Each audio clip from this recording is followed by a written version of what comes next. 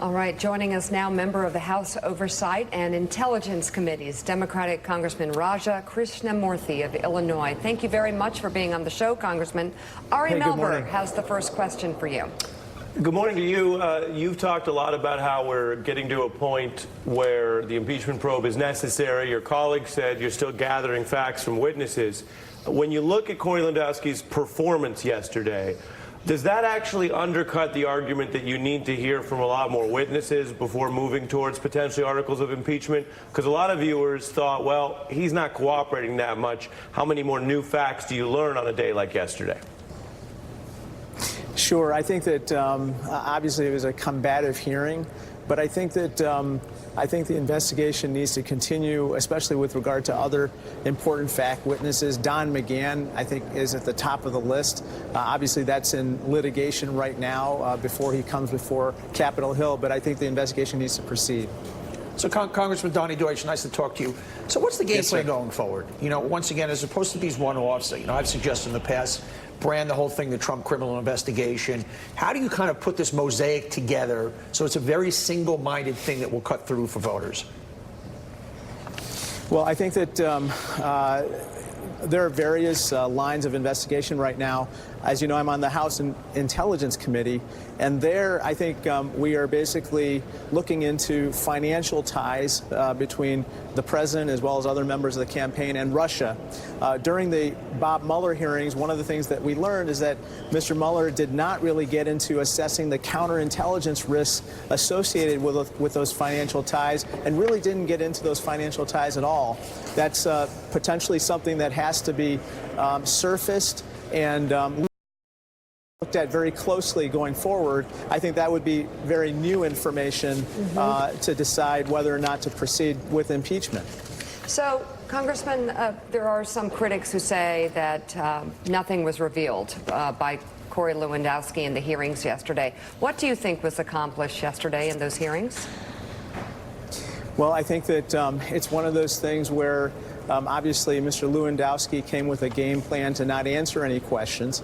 I think that Mr. Nadler is considering citing him for contempt. But that being said, I think there are a lot more witnesses that have to be talked to and more evidence to be gathered. Willie. Congressman, let me ask you about a different topic. You have, over the course of the summer, in fact, been at the leading edge of an investigation into youth e-cigarettes and the epidemic that's now taken hold in this country. Where do we stand with that? Do you support, for example, the New York State ban that went into effect yesterday of flavored e-cigarettes that clearly target and market toward young kids? Yes, I do. Your viewers may already know this, but there's a national epidemic of youth vaping underway. 25% of high schoolers are vaping, and 5% of middle schoolers are vaping. This is alarming. My wife and I are parents of both a high schooler and a middle schooler, and the reason why it's so dangerous is that even according to the current Surgeon General, vaping is dangerous for the brain development of young people. Now we're seeing mystery illnesses, respiratory illnesses, and deaths, mainly among young people throughout the country. I believe that these bans on flavored e-cigarettes, both which the Trump administration is proposing, but also states, is really essential because those flavors are what really attract youth. And we have to make sure that they stay away from vaping. They are not for sale, as far as I'm concerned, with regard to the e-cigarette industry. And I know you've threatened, for example, executives at the company JUUL with a subpoena because they've refused to answer your questions. What would you like to ask them? Well, we had a two-day hearing in the summer, which in part was the impetus, according to the Trump administration, for its recent proposals to regulate e-cigarettes. However, following up on that hearing, we had various questions and requests for documents, and those documents have not been produced. I'll just describe one category of documents that we're very interested in. It turned out during the hearing that we learned that JUUL actually paid various school districts to go into schools to conduct anti-vaping seminars.